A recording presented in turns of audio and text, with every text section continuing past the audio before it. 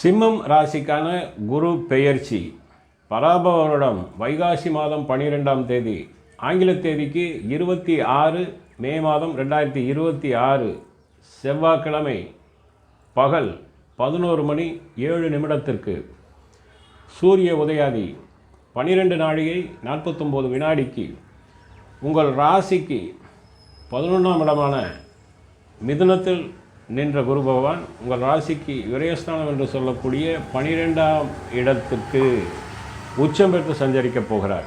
அப்போது விரயத்தில் வரக்கூடிய குரு பகவான் மறைவு பெற்று நிறைய பாதிப்புகளை தருவார்களா அப்படின்னு பார்த்தீங்கன்னா கண்டிப்பாக இருக்காது.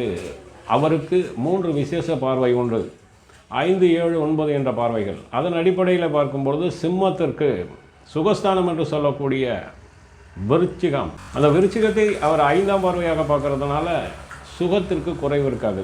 அதாவது பணவரவு தனவரவுக்கு குறைவு இருக்காது. சுகத்தில் ஏதாவது பாதிப்பு இருக்குது, அதாவது தந்தைக்கு ஏதாவது ஒரு பாதிப்பு இருந்தது, உடல்நல கோளாறு இருந்தது, அவர்களுக்கு சரியாகக்கூடிய அமைப்பையும் தரும். அதே நேரத்தில் வீடு மனை வாகன சேர்க்கைகள் ஏற்படும். பழைய வாகனங்களை கொடுத்து புது வாகனங்கள் வாங்கக்கூடிய யோக அமைப்பை தரும். புதிதாக வீடு கட்டக்கூடிய யோகம், புதிதாக மனை இடம் நிலம் விவசாய நிலம் போன்றவை வாங்கக்கூடியது.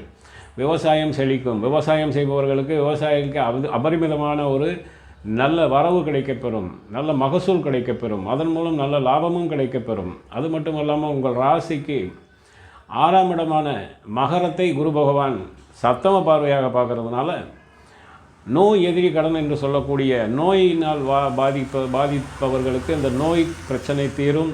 கடன் தொல்லைகள் உங்களை விட்டு விலகும். கடனை அடைத்து வெளியேறக்கூடிய அமைப்பு. எதிரிகளால் இருந்து வந்த தொந்தரவுகள் எல்லாமே உங்களை விட்டு விலகி எதிரிகள் உதிரிகளாகக்கூடிய ஒரு யோக அமைப்பையும் தரும். மேலும் பார்த்திங்கன்னா அட்டமஸ்தானத்தை குரு பகவான் 9ஆம் பார்வையாக பார்க்குறார். ஏற்கனவே உங்கள் ராசிக்கு அட்டமஸ்தானத்தில் சனி பகவான் நிற்கிறாரு.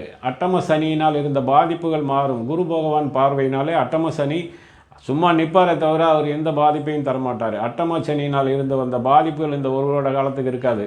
அதாவது இதுவரை இருந்து வந்த முயற்சிகள் அனைத்திலும் தடை தாமதம் எல்லாமே நீங்கி தொட்ட காரியம் அனைத்திலும் வெற்றி கிடைக்கும். பிரயாணத்தில் இருந்து வந்த விபத்துகள் மாறும், விபத்துகள் இருக்காது, சுகமான பிரயாணமாகவும் அமையும். அதே நேரத்தில் உங்களுக்கு வம்பு வழக்கு பிரச்சனையில் உங்களுக்கு சாதகமாக தீர்ப்பு வழங்கக்கூடிய ஒரு யோக அமைப்பையும் இருக்கும். இந்த வருடம் உங்களுக்கு குரு பெயர்ச்சியினால் நல்ல ஒரு யோக வருடமாகவும் நல்ல தனவரவு பணவரவு கிடைக்கக்கூடிய ஒரு யோக வருடமாகவும் அமைப்பு வருது.